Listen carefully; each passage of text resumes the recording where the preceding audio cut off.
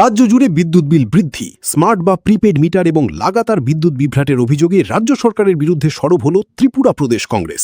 এরই অংশ হিসেবেই তেলিয়ামুড়া মহকুমা কংগ্রেস কমিটির উদ্যোগে অনুষ্ঠিত হল এক সাংবাদিক সম্মেলন। সেখানে প্রাক্তন বিধায়ক অশোক কুমার বৈদ্য অভিযোগ করেন, প্রিপেড বিদ্যুতের রিচার্জ সার্ভারের ত্রুটির কারণে বহু গ্রাহক চরম ভোগান্তির শিকার হয়েছেন। কংগ্রেসের দাবি, অস্বাভাবিক বিদ্যুৎ বিল নিয়ন্ত্রণ, বিদ্যুৎ পরিষেবার ত্রুটি দূর করা এবং স্মার্ট মিটার নিয়ে জনমনের উদ্বেগের স্বচ্ছ সমাধান করতে হবে।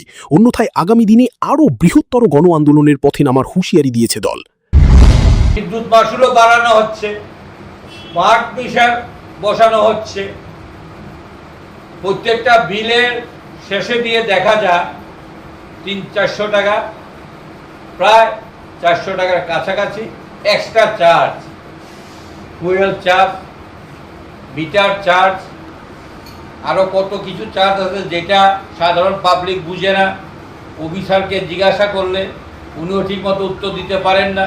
কম্পিউটারে যা আসছে আমরা তা রাখছি। এই কিছুক্ষণ আগেও আমি অফিসে গিয়েছিলাম, বললাম এই চার্জগুলো কিসের, বলে এটা তো আমি ক্লিয়ার বলতে পারবো না, এটা যা চার্জে আসছে ডিসিডে যেটা আসছে আমরা ওইটাই আপনাদের কাছ থেকে। তেলিয়ামুড়া থেকে Hiranmoy Roy report, the news 9। GNM, BMLT or BMRIT. Admissions open for 2026-27. Address: Airport Road, Nutan Nagar, Agartala. Join Vinayaka Institute of Health Sciences, where future healthcare professionals begin their journey.